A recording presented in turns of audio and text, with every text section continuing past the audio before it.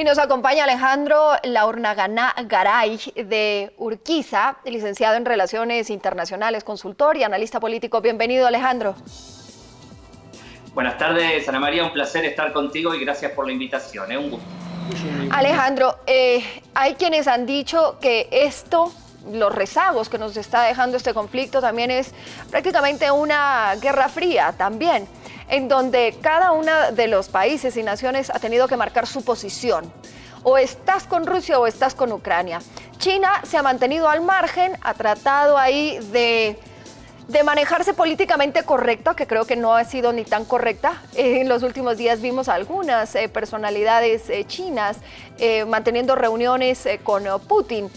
Pero aquí se ha tenido que marcar unas posiciones y esto ha alterado un poco la geopolítica a nivel mundial. Sí, por supuesto. A ver, diste muy bien en el clavo ahí con la cuestión, porque hay muchos teóricos y analistas, yo soy uno de ellos, que afirmamos que se está viviendo en el mundo una nueva guerra fría, una segunda guerra fría, en medio de una gran disputa geopolítica entre principalmente los tres grandes poderes, ¿no? Los Estados Unidos, Rusia y la República Popular China, donde Ucrania, lamentablemente, sobre todo para el pueblo ucraniano, bueno, es parte de estos cambios y de esta disputa que se está dando, parte y víctima de esta disputa, porque Ucrania es un estado tapón, ¿no? Un estado tapón que divide dos grandes poderes en tensión, y esto ha sido históricamente así, la historia milenaria desde hace 1000 años de Ucrania, que ha sufrido guerras, invasiones, ocupaciones, se han repartido el territorio de Ucrania durante siglos en más de una oportunidad entre el poder eslavo ortodoxo, ¿no? Encabezado por Rusia,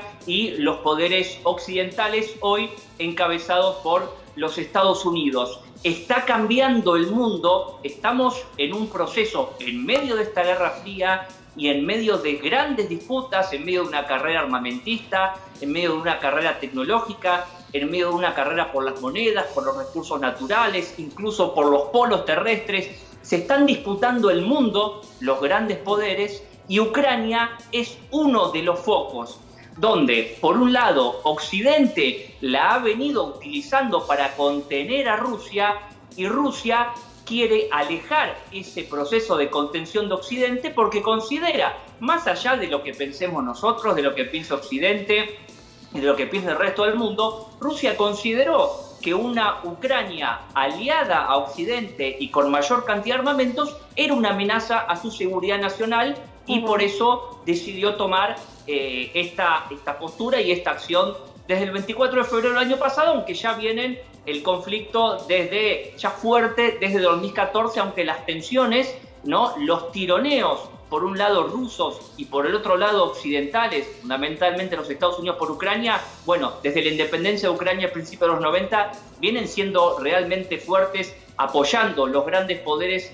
a uno y otro gobierno ucraniano. Y bueno, llegamos a esta situación porque los grandes poderes no se pusieron de acuerdo, ¿no? Yo soy muy claro en esto y a veces puede sonar duro, pero lamentablemente para el pueblo ucraniano, ¿no? Ucrania es un peón en este gran juego del ajedrez donde las grandes potencias, y aquí cito lo que decías al principio, en esta nueva guerra fría se están disputando el rol que van a ocupar durante el resto del siglo en el sistema internacional, y justamente la intención de acrecentar sus relaciones con Europa Occidental por parte de Rusia fueron vistos como una amenaza a la seguridad nacional norteamericana, y por eso la intención de los Estados Unidos de alejar a Rusia de Europa Occidental, y es uno de los resultados que estamos viendo, por lo menos desde aquí en el corto y mediano plazo, ese reacomodamiento ruso hacia el nuevo centro de poder asiático, donde también está yendo el nuevo centro de poder global, ¿no? Ahora, Alejandro, Latinoamérica tampoco ha sido ajena a esto. Y hablo porque hemos visto cómo cada uno de nuestros países ha ido tomando cierta posición. Y le hablo, por ejemplo, Colombia. Colombia cambia su posición porque cambia de mandatario. ¿no? Y hablo que cambia de posición no porque el presidente Petro haya apoyado abiertamente a Rusia, sino que se ha mantenido al margen, ha sido mucho más cauto que el anterior presidente, Iván Duque, que su apoyo era firme hacia Ucrania, además siendo Colombia uno de los países, el único latinoamericano, que hace y tiene una relación más directa con la OTAN. Pero todos los países han tenido que hacer un pronunciamiento. Es más, en campañas políticas se les pregunta cuál es su posición con este conflicto. Y hago esta salvedad porque Rusia también ha entrado a jugar un gran protagonismo dentro de Latinoamérica. Estados Unidos está tratando de recuperar lo que, como muchos decían, éramos el patio trasero, pero lo está tratando de recuperar. Pero China también trata de manejarse y de jugar razonablemente bien económicamente e importante dentro del país, dentro de la región, ¿no? Sí, por supuesto. A ver, esta gran disputa que estamos viendo y que describimos sucede en todo el mundo, en los 5 continentes. Se está dando y con cada vez más fuerza, con cada vez mayor presión sobre los gobiernos nacionales. Y América Latina, por supuesto, en primer lugar, que América Latina se define como un subcontinente de paz y siempre busca que los conflictos se solucionen de manera negociada, ¿no? Cuando hay gobiernos, yo los llamo, cuando hay gobiernos más sensatos, ¿no? Que, bueno, afortunadamente hoy en la mayoría de los países de América Latina hay gobiernos que han tomado una posición más mesurada. A ver, yo tengo una frase de cabecera en estos últimos años, que en medio de esta disputa entre grandes poderes, los países que sepan acomodarse y lidiar con las tensiones entre los grandes, ¿no? Que recién nos mencionaban, ¿no? Estados Unidos, China, Rusia, que se están disputando el rol en los 5 continentes, porque es muy claro que Rusia y que China han acrecentado sus relaciones y mejorado sus relaciones con la gran mayoría de los países de América Latina, lo que es bueno para América Latina. América Latina tiene que tener buenas relaciones con Estados Unidos, tiene que tener buenas relaciones con China, que China es la segunda potencia económica del mundo hoy y principal socia comercial de muchos países de América Latina, inclusive más que los Estados Unidos, también con Rusia, incluso también con Ucrania. Por eso, una actitud prudente, y en ese sentido Colombia, el presidente Petro, ha sido prudente, porque por un lado se votan las resoluciones de Naciones Unidas, condenando, ¿no?, rechazando la guerra, que se solucione mediante negociaciones, sí, por la paz y por el bien del pueblo ucraniano, pero por otro lado, tampoco les conviene a los países de América Latina un alineamiento automático con los intereses de política exterior de los Estados Unidos, porque el mundo se está transformando. Ya no existe más el unipolarismo, donde Estados Unidos es la potencia que rige los destinos del mundo. Y el rol de China, el rol de Rusia, el multipolarismo y este nuevo equilibrio de poder que se está gestando, bueno, los países de América Latina tienen que lidiar y triangular sus relaciones para cuidar a sus pueblos, para cuidar la estabilidad, que es muy difícil llegar y sostenerla, como bien sabemos, en las últimas décadas en otros países, y en este momento de grandes tensiones en el mundo, bueno, América Latina también está bajo la óptica de los grandes poderes, por sus recursos naturales, por sus posiciones estratégicas, etcétera, etcétera, y tienen que negociar con todos y tomar una actitud mesurada, llamando a la paz, a la negociación, pero sin jugársela por los intereses ajenos, ¿no? No sé si soy claro. Sí, no, de acuerdo. Alejandro, esta guerra tampoco nos ha sido ajena y nos ha golpeado económicamente muy duro. A Latinoamérica, la región le ha golpeado económicamente muy duro. Se ven afectaciones económicas,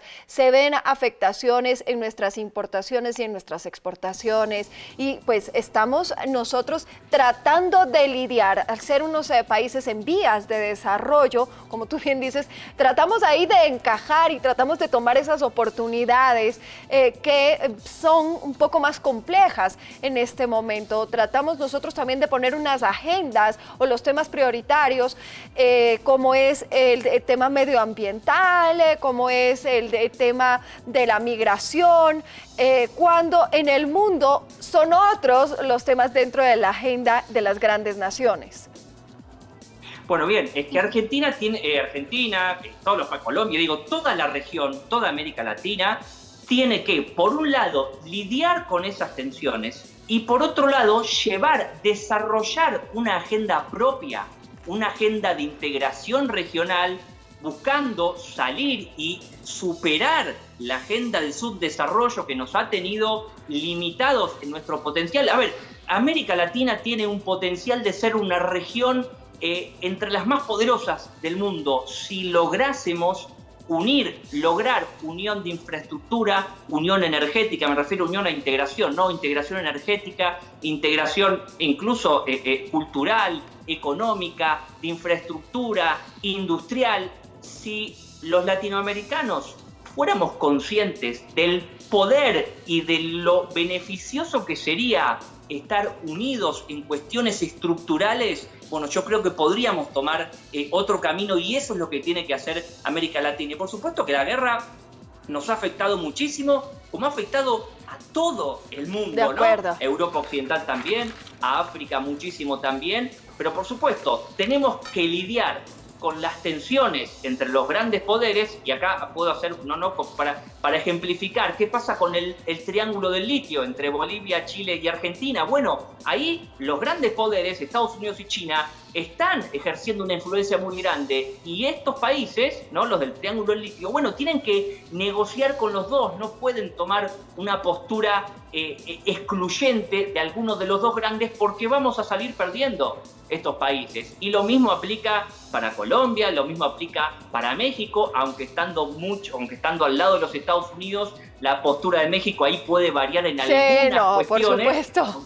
Porque también la geopolítica importa, ¿no? No, la geopolítica, y aquí, pues aquí no hay amigos ni aliados, aquí lo que hay es intereses, y eso siempre decimos. Exacto. Aquí lo que hay es intereses. En este momento me sirves, me interesas, vamos por ahí, y en el otro, pues voy por el otro lado. Alejandro, mil gracias por haber estado aquí. Por favor, fue un placer charlar contigo, y cuando quieras, un gusto. Gracias, Alejandro Laurnagaray, de Urquiza, licenciado en Relaciones Internacionales, consultor y analista político, nos acompañaba en estos especiales que hemos venido haciendo durante toda esta semana, cuando estamos a pocas horas de que se conmemore un año del inicio de la invasión de Rusia a Ucrania. Todas las consecuencias económicas, la geopolítica, cómo se viene moviendo, y bueno, un poco qué nos depara al mundo entero con esta guerra.